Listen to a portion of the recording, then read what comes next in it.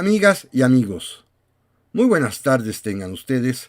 Los saluda con el afecto de siempre José Manuel Villalpando aquí en una emisión más de su programa, La historia que quiero vivir, que, como ustedes bien saben y muchos se los agradezco, está disponible, se sube, aparece, puede ser visto, puede ser oído los sábados a las 5 en punto de la tarde. Sí, a las 17 horas exactamente de los sábados está listo, está disponible el programa que corresponde a cada semana. Cada semana, cada 8 días, cada sábado a las 5 en punto de la tarde está listo y visible este programa en el canal de YouTube de José Manuel Villalpando. Por supuesto, y como lo aclaro siempre, esto no es obstáculo para que el día que ustedes gusten, cuando quieran, cuando lo deseen, cuando puedan, cuando manden, puedan visitar este mismo canal y encontrarán literalmente más de medio millar de programas anteriores. Eso sí, reitero como siempre, que este canal, que este programa no tiene ningún fin utilitario ni económico, ni está monetizado, ni recibe donaciones, ni se recibe dinero, ni nada por el estilo, que es únicamente por ese gusto, por esa pasión compartida entre ustedes y yo de la historia.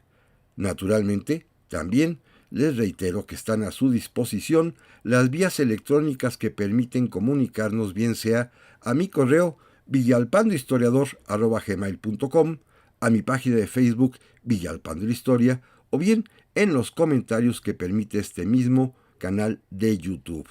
Y no se diga más, amigas y amigos, agradeciendo una vez más su presencia, su compañía, el que estemos juntos para platicar de historia, los invito a que veamos el programa de hoy. Y tal como lo anuncié en el aviso que publico normalmente cada semana en mi Facebook, en esta ocasión quiero presentarles a ustedes, tener el alto honor de mostrarles mi nuevo libro. Mi nuevo libro, en efecto, que recibe el nombre de El gusto por la historia. Obras sueltas, ensayos dispersos, textos públicos, que es una colección de 30 ensayos, de 30 textos, 30 escritos diferentes, que aparecen hoy en este volumen, El gusto por la historia, que me ha publicado la editorial Tirant Humanidades, la famosa editorial Tirant, que está en su máximo apogeo ahora en todo el mundo hispánico, tuvo a bien publicarme este libro, El gusto por la historia. Este es el tema que quiero platicar el día de hoy con ustedes. Por supuesto, tiene un poco, o un mucho diríamos así, de vanidad. Es mostrarles el más reciente libro que he publicado, pero también comentarles y platicarles la razón, su historia, el por qué decidí publicar este libro. Miren, si hacemos una cuenta retrospectiva, este libro, este volumen, que además es bastante macizo, tiene exactamente 670 páginas, un libro bastante robusto como pueden ustedes imaginarlo, tiene una razón muy personal el haberlo publicado. Debo confesarles primero, contarles en realidad, que este libro, que es el número 46 que publico, es un libro que aparece después de varios años en que no había publicado nada en forma de libro. Sí habían aparecido ensayos y algunos artículos, pero no había publicado ningún libro. Del libro número 1, El Panteón en San Fernando, que publiqué por allá en el año de 1981, hasta el año 2021, en plena pandemia del COVID-19, pude escribir 45 libros. Sí, todo ello en un lapso de 40 años. Al mismo tiempo, también publicaba artículos, ensayos, textos diversos, que aparecían publicados en otros tipos de libros colectivos o de revistas serias. Pero de pronto, y aquí viene la parte que debo hablarlo y decirlo con toda sinceridad, en el COVID-19, en aquellos años de 2020 y 2021, tuve la oportunidad, sí, en esos más de 20 meses de encierro aquí en casa, de escribir un libro, del cual ya platicamos hace algunas semanas, titulado Postales en París, mismo que además, y precisamente por la situación de emergencia sanitaria que vivíamos, se publicó de manera digital, electrónica nada más. Libro que pude escribir particularmente en los primeros meses de la pandemia. Pero a partir de ahí me entró una especie de el trauma de la página en blanco. Y desde ese momento, por razones que todavía no me explico, claro, justifico diciendo que es por el trabajo, justifico diciendo que es porque me he especializado en la divulgación de la historia a través de este programa, justifico a mí mismo diciendo que no he tenido tiempo, pero la verdad, la triste verdad es que no volví a escribir ni un solo libro. Sí, textos, artículos, ensayos diversos, sí los he continuado escribiendo. Pero no he tenido la disciplina que antes tenía, que durante 4 décadas mantuve, de sentarme a escribir rigurosamente 2 o 3 semanas o 2 o 3 meses, 3 o 4 horas diarias para producir un libro como antes lo hacía. Se le llama comúnmente este trauma de la página en blanco entre los escritores, que es bastante común entre todos nosotros. Y llegó un momento en que sí me alarmé, pero pensé, y lo sigo pensando, que es quizás etapas de la vida de un escritor. Y de pronto un buen día, un queridísimo amigo, que en su tiempo fue uno de mis alumnos más brillantes, que es un colega distinguido, que es un gran historiador, el señor doctor don Rafael Estrada Mitchell, me comentó que a él la propia editorial Tirán le estaría publicando un libro en el que recopilaba sus ensayos y que sería muy conveniente que yo hiciera lo mismo. En ese primer momento no le hice mucho caso a Rafael Estrada, pero él, con su buena voluntad, con su fehaciente amistad hacia mí, me siguió insistiendo, hasta que finalmente me convenció, con una razón bastante lógica y que yo, confieso, no había pensado. Tengo escritos más de un centenar de ensayos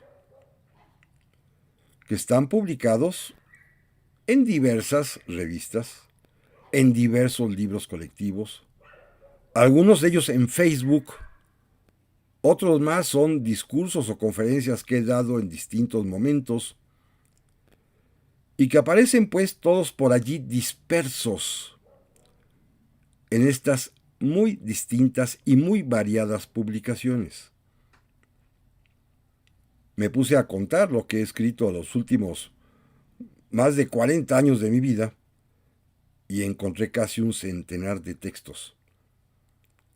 Por supuesto, los cuales tuve que depurar para ver realmente, primero con mi propio criterio, después con el del propio Rafael Estrada y más tarde con la editorial Tirant, ¿cuáles de ese centenar de ensayos valdría la pena republicar, reunirlos en una sola obra para que conservaran su esencia, pero al mismo tiempo también expresaran cuáles han sido mis intereses, mis temas, a veces muy distintos, a veces hasta contradictorios, a lo largo de más de 4 décadas. En otras palabras, quise elegir los mejores, los que más se prestaban, los más convenientes, los más propios, quizás los mejor escritos, los más investigados, los que causaron en su momento pues más polémica. Reunirlos en un solo volumen, en este volumen, el gusto por la historia, para que no se pierdan, para que permanezcan. Porque, repito, la propia diversidad, la dispersión, pues haría difícil poderlos reunir a quien le interese conocer, a quien le interese leerme. El libro tiene además otra connotación muy singular, porque decidido a realizar esta recopilación ordenada de lo mejor que he escrito a nivel de ensayos y artículos, también tomé la decisión de que valía la pena dedicárselos a mis 2 nietos. Obviamente mis hijas tienen mi obra completa, pero no tienen los artículos dispersos y pensé que esta gran oportunidad de poder publicarlos valía la pena que tuviesen como destinatario, que fueran dedicados a esos 2 pequeños, a mi nieta Victoria y a mi nieto Nicolás. Así que el pretexto se armaba perfectamente bien, con toda puntualidad, y hubo un detalle adicional que francamente me entusiasmó. Si ustedes se fijan con detenimiento en la portada, en la que aparece un señor platicando literalmente con un fantasma. Esta fotografía es auténtica, es real. Pertenece a mi propio archivo que heredé de mis antepasados, y la fotografía cuyo original tengo y que pues puedo mostrar con todo orgullo, corresponde a un personaje llamado Emilio Guerra, que se enamoró de una tía bisabuela mía, llamada Matilde César. Como ustedes pueden además hasta apreciar en la fotografía el día que quieran verla, la propia dedicatoria, el propio autor, el propio fotografiado colocó allí la frase Emilio Guerra, novio de Matilde César, que va a ser un amor frustrado. Y entonces él resolvió, con el arte fotográfica inicial de allá de más o menos 1870, ir a un estudio fotográfico, tomarse esta fotografía, en la que aparece el propio Emilio Guerra con un fantasma. Un fantasma que artísticamente fue perfectamente bien desarrollado por el fotógrafo para poder, de alguna manera, representar la idea de que Emilio Guerra estaba platicando, como él lo dijo, con los fantasmas del pasado, según escribió una carta. Platicar con los fantasmas del pasado. Y llegué a la conclusión de que esta fotografía que tengo aquí en la casa de ustedes, guardada en mis archivos personalísimos que heredé, en este caso, la colección fotográfica de mi abuela, pues pensé que esta fotografía era quizás la que más ilustraba esa pasión mía de platicar con el pasado. El propio libro, repito, dedicado a mis nietos, Victoria y Nicolás, dice que es de su abuelo, a quien siempre le apasionó indagar el pasado y que ahora solo piensa en el futuro, que es de ustedes, de Victoria y de Nicolás. Así que este es mi nuevo libro y hoy quiero aprovechar el programa pues para anunciarlo, por supuesto. Está disponible, se puede adquirir vía la página electrónica de la editorial Tirant, que lo lleva hasta su domicilio. Si usted lo quiere en versión impresa, hay versión impresa, pero también es posible descargarlo allí mismo en versión electrónica. Es decir, hay las dos posibilidades.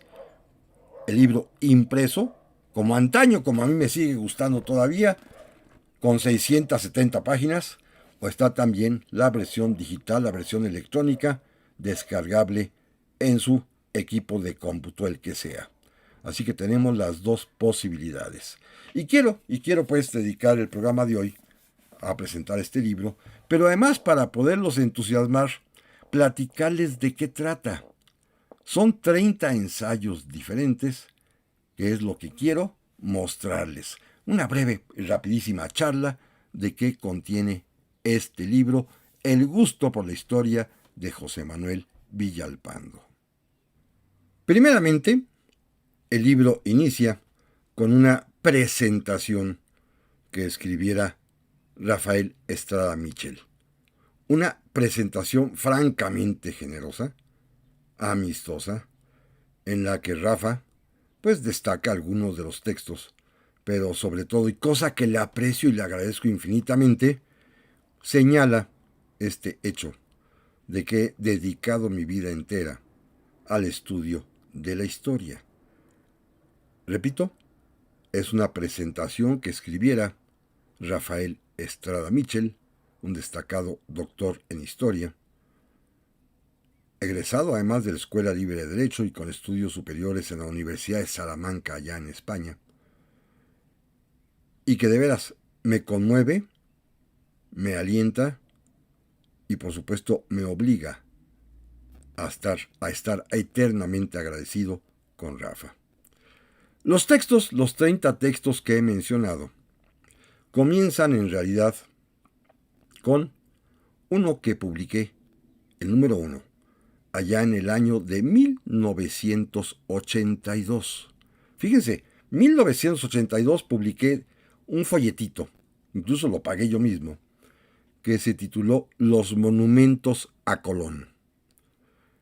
Aquí está en este libro, El gusto por la historia, completo el texto Los monumentos a Colón, que es una investigación histórica para saber, en aquel momento, yo con mis dudas existenciales, por qué en la Ciudad de México contábamos en ese entonces con 2 monumentos a Cristóbal Colón. Uno en el Paseo de la Reforma, que hoy ya no existe, como ustedes saben, y otro más que todavía sobrevive y pervive, cerquita de la estación de los ferrocarriles de Buenavista, en donde hay otro monumento. El primero se levantó en la época del presidente Porfirio Díaz en sus inicios. Es un monumento de origen francés, de un escultor francés. Y el segundo, que se erigió ya en el año de 1892. Ese sí está fabricado en México por el escultor español nacionalizado mexicano y que era maestro de la Academia de San Carlos, Manuel Vilar. Así que 2 monumentos a Colón había en la Ciudad de México y ese fue el motivo, mi interés, saber por qué existían de este primer ensayo publicado, repito, en 1982, Los monumentos a Colón. El segundo ensayo, que es un discurso, una ponencia, un trabajo de ingreso para la Asociación del Heroico Colegio Militar cuando fui admitido. Ustedes conocen mi gusto particular sobre estos temas militares y particularmente del Colegio Militar. Un texto que titulé Los aguiluchos fuera del nido, destino de los egresados del Colegio Militar entre 1824, cuando sale la primera generación, y hasta 1860, cuando fue clausurado por el triunfo del Partido Liberal. Más de 700 cadetes egresaron del Colegio Militar y me dediqué a examinar cuál fue el destino de su vida. Sorprendentemente comprobé que más del 60% serían parte del Partido Conservador y menos del 40% formarían parte del Partido Liberal. Así que se trata de un texto de historia militar para examinar qué es lo que se enseñaba en el colegio militar, cómo se formaban los cadetes y qué impacto tuvo esto en su vida profesional militar, cuáles fueron de un bando y cuáles de otro. Este texto, repito, lo pronuncié en el año de 1987. El número 3, el ensayo número 3, es algo que a mí me apasiona y me gusta muchísimo y es una especie de agradecimiento a quien fuera mi gran mentor intelectual, a pesar de que solamente lo conocí una vez y platiqué con él en otra ocasión diferente. No más de 3 horas pude platicar con él, pero sin embargo el haber leído y estudiado y reflexionado toda su obra fue para mí señero y fundamental. Me refiero a José Fuentes Mares, historiador mexicano.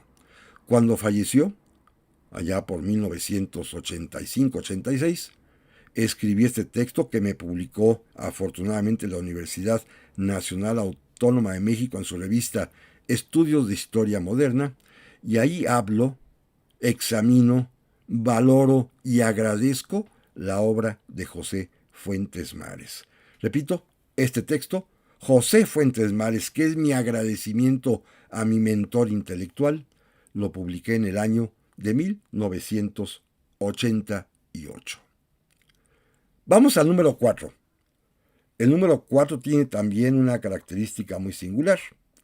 Se trata de estudiar a otro personaje que me ha apasionado siempre, al cual inclusive ustedes recordarán que hace pocos meses le dedicamos un programa, don Justo Sierra. Don Justo Sierra, este gran educador, creador de la Secretaría de Instrucción Pública, pero que además fue un escritor, historiador y filósofo consumado. Titulé este ensayo Justo Sierra, abogado de la dictadura, porque si bien sabemos que era el que conminaba a don Porfirio ya a renunciar, también deberíamos saber que al principio, cuando don Porfirio toma el poder, el que realiza estudios filosófico-histórico-jurídicos para que don Porfirio estableciera el régimen dictatorial fue precisamente Justo Sierra, a quien titulé Abogado de la Dictadura. Este texto lo publiqué en el año de 1992 y sí, es un estudio de los conceptos, de las ideas, de lo que don Justo Sierra argumentó para justificar la dictadura del general Porfirio Díaz. Insisto, lo publiqué este ensayo en 1992. Ahora bien, el quinto ensayo es algo que es importantísimo en mi vida y quizás es uno de mis propios hitos, de mis propias autoleyendas. El quinto ensayo corresponde a un folleto que publiqué también, esta vez en el año de 1993, titulado Los restos mortales de don José María Morelos y Pavón, itinerario de una búsqueda que aún no termina.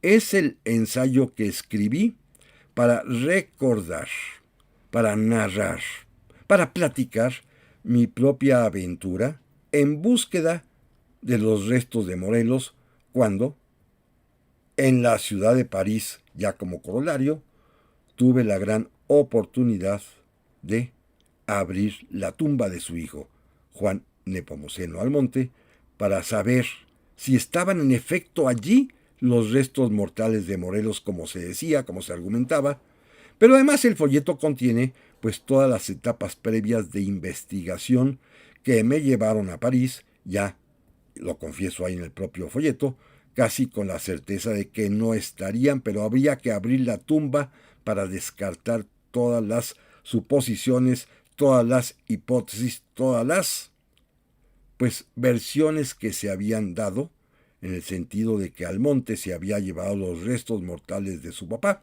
y que los había sepultado junto con él en el cementerio de Père Lachaise en la ciudad de París. Así que el quinto ensayo de este libro, El gusto por la historia, lo comprende ese folleto, que además fue muy exitoso, Les confieso que es un pequeño folleto que se distribuyó ampliamente.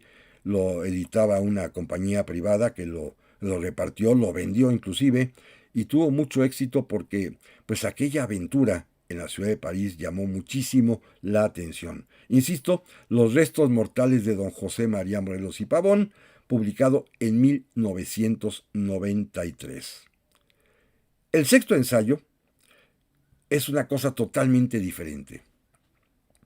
Es un ensayo de índole histórico-jurídico. Lleva por título Una mirada distinta a los derechos indígenas. En aquellos años, como ustedes recordarán, estaba de moda a partir del alzamiento de la Guerra de Chiapas el debate sobre los derechos que tenían los pueblos de los habitantes originarios, nuestros indígenas mexicanos. Bueno, una primera aportación para este tema, desde el punto de vista histórico-jurídico, es este ensayo que publiqué, repito, en el año de 1996 en la revista del Senado de la República, que es una aproximación, una mirada, pero diferente, al concepto de los derechos indígenas, histórico, con sus éxitos, pero también con sus fracasos. Insisto, se publicó en el año de 1996. Y al siguiente año, y este es el ensayo número 7 del libro El gusto por la historia, a petición y sobre todo por el patrocinio de mi querido maestro don Luis Pasos de la Torre, que de su propio peculio decidió levantar un monumento para alojar en él los restos mortales de los soldados del batallón de San Patricio, aquel batallón irlandés que se pasó del lado mexicano y combatió por México, sobre todo en la batalla de Churubusco. Don Luis Pasos de la Torre financió un monumento para alojar en él sus restos mortales de estos héroes irlandeses que combatieron por México. Escribí precisamente un texto que se llamó El Batallón de San Patricio. Insisto, lo publiqué precisamente en el año de 1997 por el apoyo enorme de mi maestro Pasos, justamente cuando se cumplían 150 años de que había ocurrido la batalla de Churubusco y donde habían sido capturados y más tarde después ejecutados los soldados del batallón de San Patricio al que México tanto le debe. Pero amigas y amigos, no se vayan, que en un momento vamos a continuar con este tema, con esta presentación de mi libro, El gusto por la historia. Ya estamos aquí, amigas y amigos, para la segunda parte del programa esta semana, en el que tengo el atrevimiento, el descaro, literalmente, de presentar a ustedes mi más reciente libro, titulado El gusto por la historia, obras sueltas, ensayos dispersos y textos públicos de José Manuel Villalpando, cuyo origen y razón ya platicábamos hace un momento y que ahora estamos simplemente repasando su contenido. Cada uno de los 30 ensayos que contiene este libro, que seguramente alguno o varios de ellos serán de su interés. Libro que está disponible en la página electrónica de la editorial Tirant, insisto, en donde uno escribe, lo puede uno pedir, se lo llevan a su casa, si lo quiere uno en forma impresa, o bien se descarga electrónicamente en sus computadoras o tablets. Así que hay las dos maneras, libro impreso bajo demanda o bien libro descargable de manera electrónica. Así que bueno, estábamos platicando su contenido. Miren, el número octavo, el ensayo número octavo, es uno que me gustó muchísimo. Es sobre un embajador mexicano. Lleva por título Corona de instantes en la vida del embajador Rodolfo Usigli. Sí, Rodolfo Usigli, este además talentosísimo dramaturgo mexicano que escribiera, entre otras famosísimas obras, Corona de Sombras, ¿se acuerdan? Que trata sobre Carlota, y otras más, pues quise de alguna manera replicar sus títulos en esta corona de instantes del embajador Rodolfo Usigli, que me publicó en una colección de libritos la propia Secretaría de Relaciones Exteriores, que editó ensayos acerca de embajadores que se dedicaban a la literatura allá en el año de 1998. El ensayo se llama Corona de instantes en la vida del embajador Rodolfo Usigli, y ahí lo mismo platico de cuando escribe sus más importantes obras literarias, dramáticas, como el famoso Gesticulador, o insisto, Corona de sombras, que es la vida de Carlota, o Corona de luz, que es sobre las apariciones guadalupanas, pero también cuando estuvo de agregado diplomático en París, o cuando fue embajador en Noruega, es decir, un hombre interesantísimo, Rodolfo Usigli, que fue un mexicano distinguido, tanto en las artes literarias como dramaturgo, como en la diplomacia mexicana, y lo publiqué, insisto, en 1998. El noveno ensayo tiene para mí un particular sentimiento. Es la presentación que escribí en un libro de mi papá. Mi papá, que como ustedes seguramente saben, muchos, era un destacado pedagogo mexicano, autor de una veintena de libros fundamentales en la pedagogía en México. Uno de ellos lo tituló Historia de la Educación. Y mi papá, doctor en pedagogía, una eminencia, un hombre además destacado y con reconocimientos públicos, profesor emérito de la Universidad Nacional Autónoma de México, me pidió a mí, su hijo, que le escribiera la presentación. Este es un caso inusitado. Sí hay hijos que le piden a sus papás que los presenten, pero que un padre le pida a su hijo que escriba un texto para presentar su libro fue para mí algo conmovedor. Mi papá fue mi primer maestro, y cuando me pide que le escriba este prólogo, esta presentación, mi emoción fue enorme. En el año 2000, mi papá publica este libro, La Historia de Educación, que publica Editorial Perrúa, y en él aparece la presentación que escribí para agradecerle lo mucho que me enseñó, precisamente porque a él debo mi formación como escritor. Este es el texto número 9 del gusto por la historia. El décimo tiene otro sentido ya totalmente de historia de México.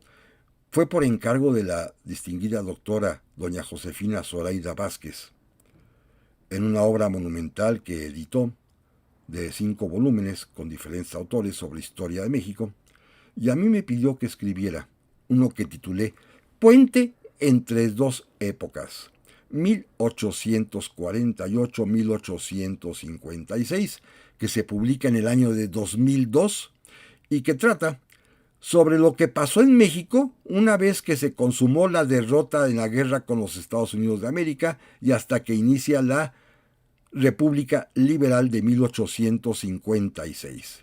Incluye, por supuesto, los gobiernos, por ejemplo, de José Joaquín de Herrera, de Mariano Arista, el regreso de Santa Anna y finalmente el triunfo de Juan Álvarez y de Ignacio Comonfort.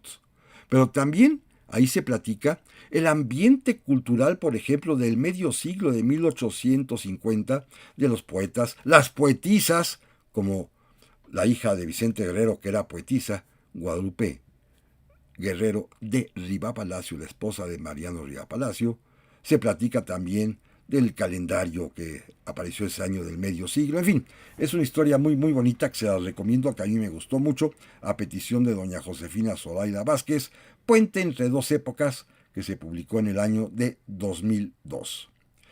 El número 11 se llama Campeche ante los ojos de William Dampier. Se publicó en el año de 2004 por la editorial Miguel Ángel Porrúa. Es un pirata inglés que escribió sus memorias y en ellas incluye capítulos de cuando anduvo por Campeche, nuestro Campeche. Bueno, fueron traducidos al español brillantemente por la gran escritora Ana García Bergua.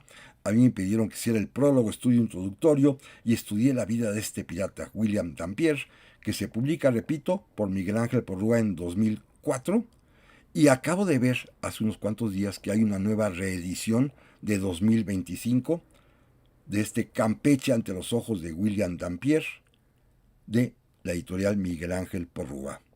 El número 12, el ensayo número 12, este es una contradicción tan maravillosa de nuestra historia. Le llamé Las leyes de reforma, historia de un fracaso exitoso. Historia de un fracaso exitoso, las leyes de reforma. Me lo publicó nada más ni nada menos que junto con el conjunto de las leyes de reforma, como estudio introductorio, la Suprema Corte de Justicia de la Nación, allá en el año 2006, y ahí narro las dificultades que tuvo el presidente Juárez para poder aplicar las leyes de reforma, y sin embargo, que en ese tiempo fueron un fracaso, hoy en día son un éxito total, gracias a los gobiernos, y debo decirlo así tal cual, neoliberales, particularmente de Carlos Salinas, de Ernesto Zedillo y de Vicente Fox, que siguieron al pie de la letra, como lo demuestro en este ensayo, las directrices de Benito Juárez en las leyes de reforma. Increíble, pero cierto, y ustedes pueden comprobarlo en este ensayo, Las leyes de reforma, historia de un fracaso exitoso, que publicó la Suprema Corte de Justicia de la Nación en 2006. Luego publiqué en ese mismo año un ensayo más técnico, Los fines del Estado mexicano. ¿Para qué nos constituimos como Estado? Otras constituciones de otros países, como en Estados Unidos, tienen muy claramente para qué. Allá dicen que es para la felicidad de los individuos. Y aquí en México no sabemos, porque nuestra Constitución no dice cuáles son los fines o el objetivo de nuestra organización política. La única vez que dijimos algo fue en la Constitución de Apatzingán, en donde claramente se dijo que México era un estado en el cual la máxima, lo más importante, era garantizar la felicidad de todos y cada uno de los mexicanos, y que esta felicidad consiste en el goce irrestricto del derecho de vida, de libertad, de propiedad y de seguridad. Y ninguna otra constitución de México se ha atrevido a repetir eso.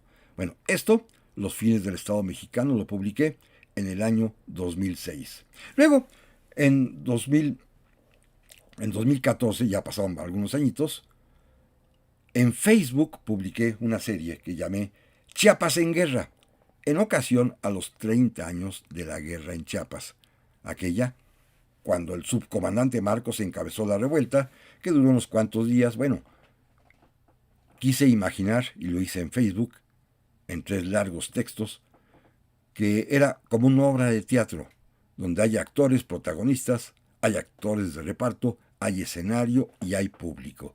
Bueno, este texto, Chiapas en Guerra, se publicó en Facebook en 2014, y en este libro El gusto por la historia aquí lo recojo. El número 15 es muy bonito. También se publica en 2014 por el Instituto Nacional de Ciencias Penales, el INACIPE. Se llama Los pecados carnales de un santo liberal. Sí, los pecados carnales de un santo liberal, que cuenta la vida privada y secreta en Londres y en París de un ilustre liberal mexicano, sacerdote además también, José María Luis Mora, que tenía una mujer, oficialmente su ama de llaves, pero que extraoficialmente todo el mundo sabía que era su compañera, por no decir su amante, llamada Juana. La señora Juana, que era pues un motivo de escándalo, por eso lo mantenía él en secreto, pero en su propia correspondencia y en sus documentos y en su testamento aparece claramente la presencia de Juana.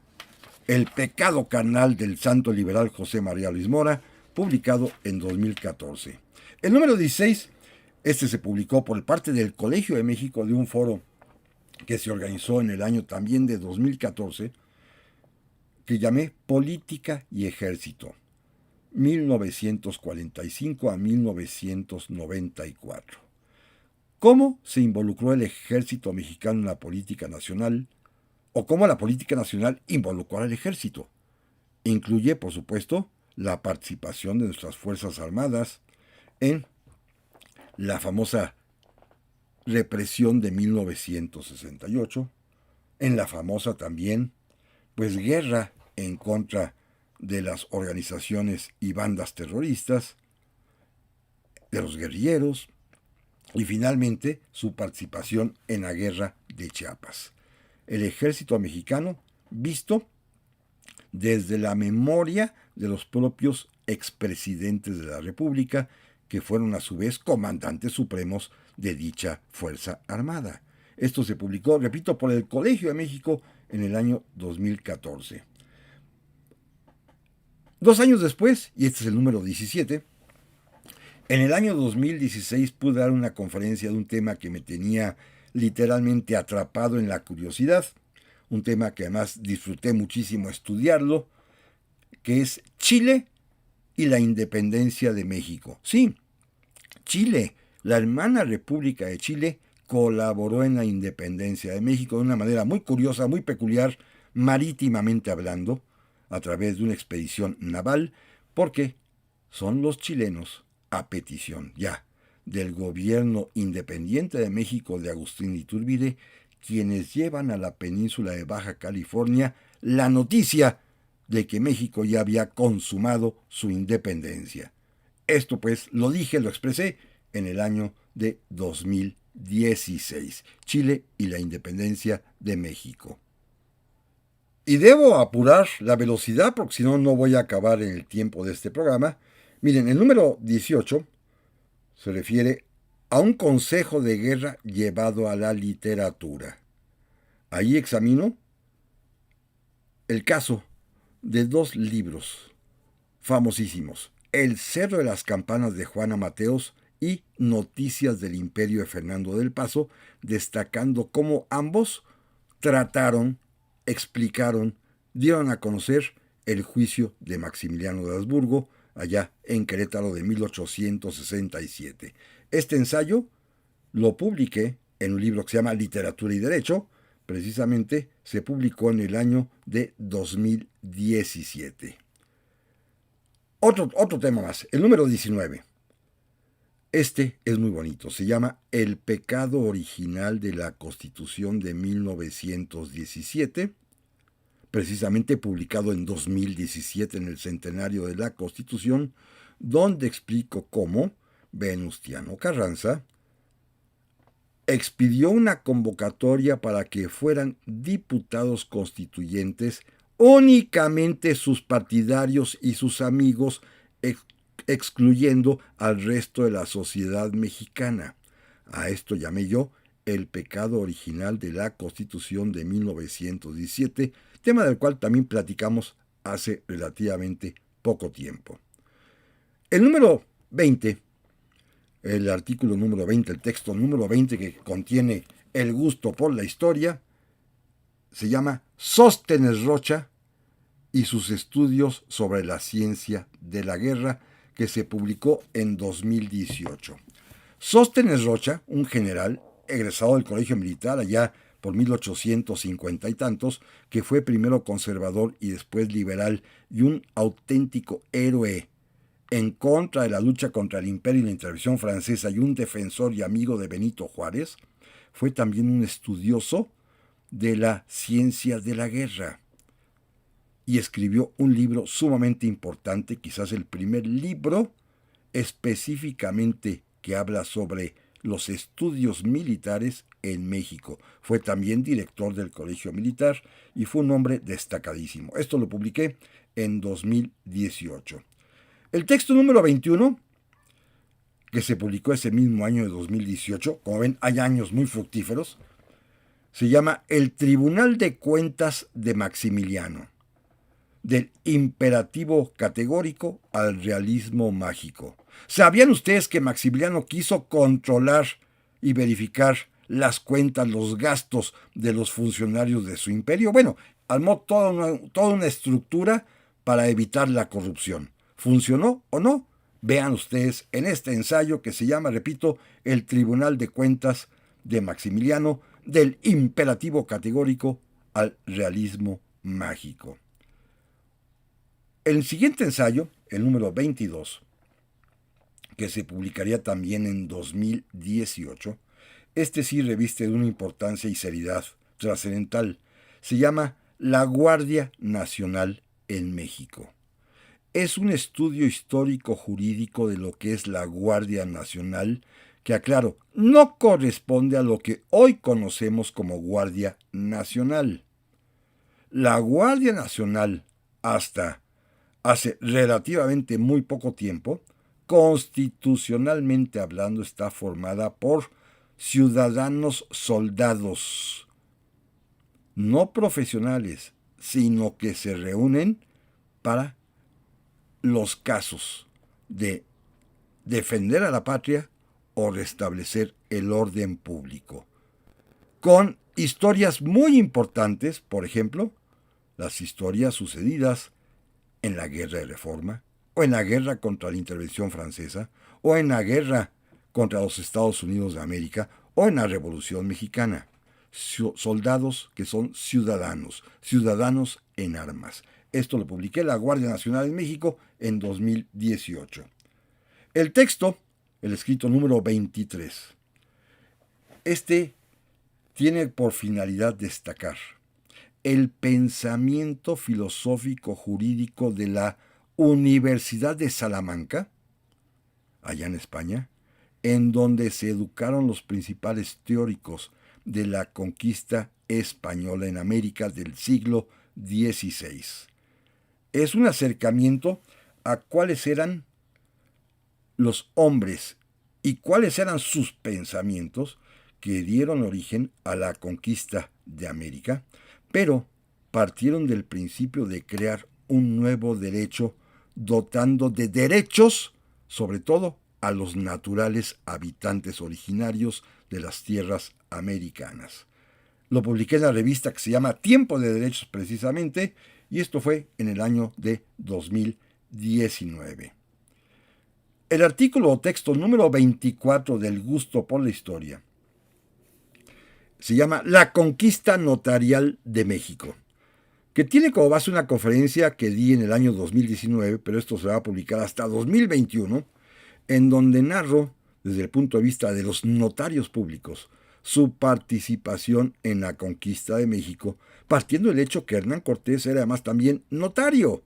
Bueno, en la conquista no lo fue, lo había sido antes, pero le dio mucha importancia a que se levantaran actas notariales desde el primer momento en que tocó tierra que después será mexicana hasta que culminó la conquista. Se publicó, repito, en 2021 la Conquista Notarial de México. El número 25 me gusta mucho. Es un discurso que tuve el alto honor de dar en el año 2021 para conmemorar la Armada de México a 200 años de su creación. Hice un recuento histórico en un discurso que francamente, les confieso, mi vanidad, me quedó muy bonito, sobre la Armada de México en estos 2 siglos a partir de su fundación. Ahí lo pueden encontrar como el texto número 25. En cambio, el 26, este es un poco más, de alguna manera, técnico-jurídico, pero sumamente interesante. Se llama 2 actas, 2 proyectos, 2 fracasos. Publicado en 2021 a propósito del bicentenario de la consumación de la independencia. Porque México tiene 2 actas de independencia. 2 diferentes. Una de 1813, proclamada por el Congreso de Apatzingán, o de Chilpancingo en ese momento encabezado por José María Morelos y Pavón, y la otra acta de 1821, proclamada por la Junta Instituyente, encabezada por Agustín de Iturbide. Tenemos 2 actas de nacimiento, en pocas palabras, una sola madre patria, pero 2 padres diferentes, la versión de Morelos y la versión de Iturbide. Esto se publicó, repito, 2 actas, 2 proyectos, 2 fracasos en el año de 2021. Ahora bien, también en ese año de 2021 publiqué un texto para explicar el fracaso de la democracia en México, con la experiencia histórica de lo que sucedió en nuestro país en los años recién consumada la independencia de México y cuando entró en vigor nuestra primera Constitución de 1824. El pecado original de nuestra democracia. Porque casi desde la primera elección presidencial, y sobre todo en la segunda, a los derrotados no les gustaba perder y promovían golpes de Estado en contra de los presidentes constitucionales. Este es un texto interesantísimo, El pecado original de nuestra democracia, publicado en 2021 por el propio Instituto Nacional Electoral. El texto número 28 lo titulé Diciembre, mes para perdonar. Se publicó en diciembre precisamente de 2021 en la revista Abogacía y aquí narro la historia de los tratados de Calatrava y Santa María, firmados por el embajador mexicano y el ministro de Asuntos Exteriores de España en 1836-37, por el cual México y España restablecen relaciones diplomáticas y se perdonan mutuamente todo lo que había pasado antes, desde el momento en que entraron en contacto ambas naciones, ambos pueblos, por decirlo así, en 1519, pues México y España se concedieron el perdón mutuamente allá en la primera parte de nuestra vida independiente, cerca de 1836-1837. Una historia de perdón que ya nos otorgamos mutuamente, y ese es el motivo del tema, porque no hay que andarlo pidiendo ahora. El texto número 29 también, ya lo conocen ustedes, lo platicamos hace poco.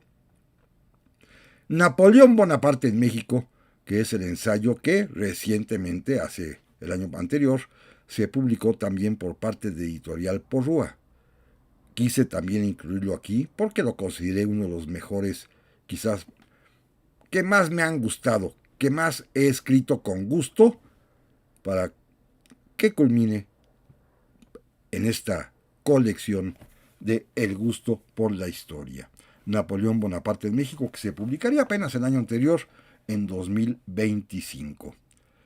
Y el ensayo número 30, que también ya platicamos de él el año anterior, el tema sobre todo, se llama Presencia de Fuerzas Armadas de los Estados Unidos en México con la autorización de nuestro gobierno, que es un tema, como pueden ustedes ver, contemporáneo, de moda. ¿En qué ocasiones, en qué condiciones han ingresado a México tropas de los Estados Unidos con permiso que constitucionalmente puede darle nuestro gobierno a través de una aprobación del Senado de la República, en este caso, a petición del presidente? Y ha ocurrido en varias ocasiones. Este ensayo tiene por finalidad, publicado en 2025, dar a conocer cuáles han sido aquellas. Y el libro termina ya con una pequeña nota que titulé Epílogo en una librería de viejo. Ustedes conocen seguramente las librerías de viejo que pululan por toda la ciudad. Bueno, en alguna de ellas, aquí en la calle Donceles, en la capital, me encontré una vez libros míos. Ya formo parte, pues, de esos elencos de autores que ya nadie publica, pero que sin embargo sus libros continúan circulando y aparecen en las librerías de viejo. Esto me conmovió profundamente y así escribí este pequeñito texto de una página de lo que se siente estar en una librería de viejo. Uno como autor, ahí está el libro colocado y aquí está uno, pues todavía vivo. Amigas y amigos, este es el libro, repito, El gusto por la historia, que tengo hoy el honor de presentarles a ustedes. Y sí decirles que si les interesa, está disponible en la página electrónica de la editorial Tirant, que es muy fácil de encontrar. Ahí buscan el libro El gusto por la historia y hay dos maneras, ya sea versión impresa, que se lo llevan hasta su casa, o bien en versión digital descargable electrónicamente para sus computadoras. Créanme que ha sido un gusto poderlo platicar ante ustedes, presentar a ustedes mi libro número 46 publicado, que contiene pues mi historia como ensayista, como articulista, a lo largo de más de 40 años. 40 años de dedicarme a la divulgación de la historia en muchísimas variables, como autor de libros, como maestro, como divulgador aquí en los medios con este canal y con este programa y todo mis anteriores participaciones en radio, o como autor también de ensayos y artículos varios, que hoy tengo la fortuna, gracias, repito, a la idea y consejo de mi querido amigo Rafael Estrada Mitchell, de reunir en este volumen, publicado por Editorial Tirant, el gusto por la historia, que es también el gusto de estar con ustedes. Amigas y amigos, pásenla muy bien y primero Dios, aquí nos vemos y nos escuchamos la próxima semana.